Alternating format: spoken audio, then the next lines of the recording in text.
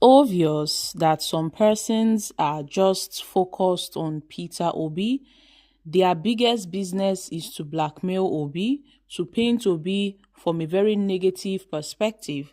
Now, Peter Obi's solemn spiritual trip to Rome has been twisted into yet another blackmail campaign by merchants, obviously paid by this APC government to propagate anything negative against Peter Obi. Let's not forget how Femi Fani-Kayode made a tweet concerning Obi, that Obi went to Rome and he was bounced back, that Obi was beautifully bounced. He was mocking Obi, that Obi was not allowed to see the Pope, that Obi was not allowed to meet and greet with the Pope. Also, Reno mockery made a negative, painted a negative perspective of Peter Obi's visit to Rome. There is a saying, what happens in Rome should stay in Rome. But in this case of Obi, what happened in Rome, they brought it back to Nigeria and they have twisted the picture into something different.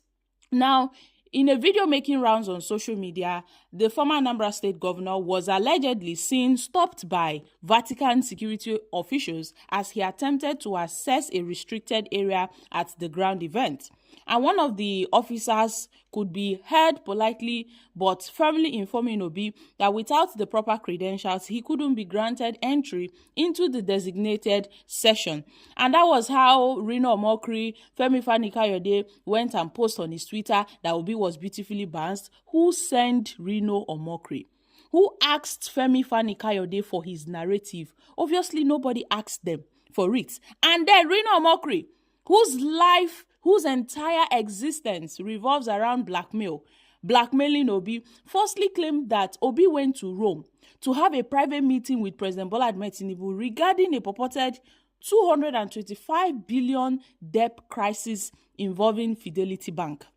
Let's not forget that Fidelity Bank, they are having issues, with some 225 debt, issues. And Obi have said these claims are not only baseless, but they are malicious and they are entirely false. You see, the Supreme Court recently ordered Fidelity Bank to pay 225 billion damages to an Ibadan-based firm, where they ordered Fidelity Bank that they should pay that damages. And according to the report, Fidelity Bank PLC entered negotiations with legal representative of that Shegom Concept Limited to arrange a structured payment of that 225 billion judgment debt.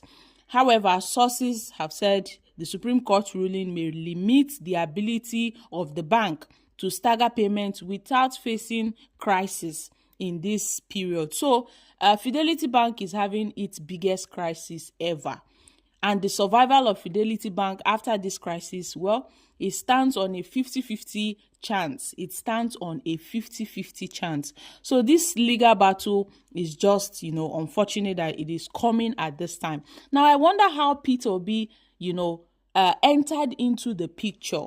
Now, Obi never sorted any audience to meet with Tinubu. He has never sorted an audience to meet with Tinubu since Tinubu assumed office, except when they met at the St. Peter's Basilica in Rome during the inauguration of Pope Leo, where he was seated behind and he had to greet the president respectfully. We saw the picture. It was a viral picture where Obi and the president and the former Ekiti State governor, I think, they shared a picture online. And Obi was in Rome before. Even before Tinubu came to Rome, Obi had previously visited Rome when the Pope Francis was still lying, before he was buried. Obi went to visit Rome. He had mass there. He went to the Vatican City. So why are they bringing these allegations? Why are they bringing this falsehood that Peter Obi went to see Tinubu in Rome for the debt of Fidelity Bank? Fidelity Bank has over 5,000 shareholders, none of whom Obi has a majority stake in that Fidelity Bank.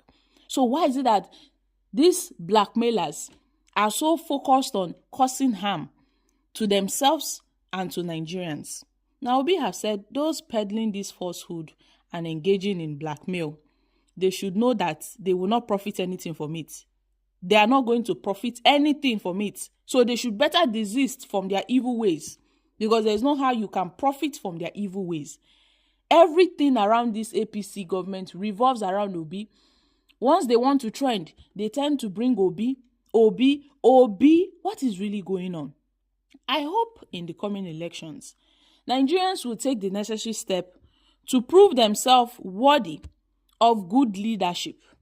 Because people are complaining, shouting that, Tinubu.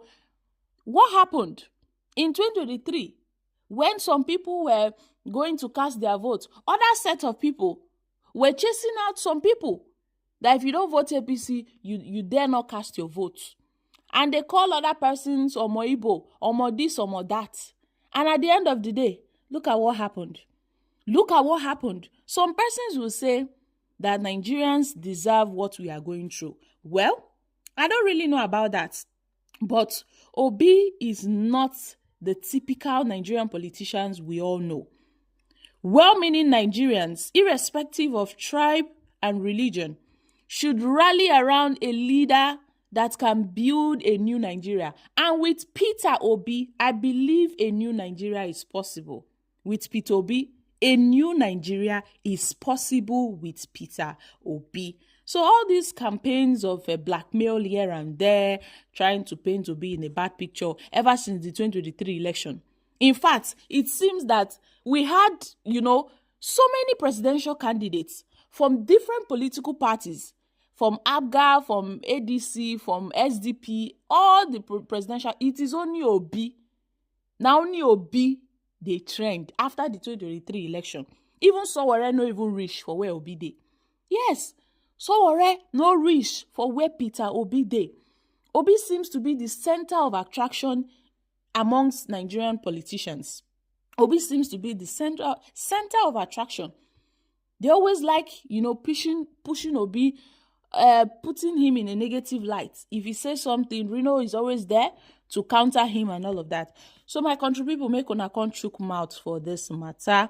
Our fingers are crossed. We really hope that some persons should take note that Obi is not looking at their faces. So especially those people that their life revolves around him, e.g. Reno, Femi Fani-Kayode, Bayo Ononuga and the rest.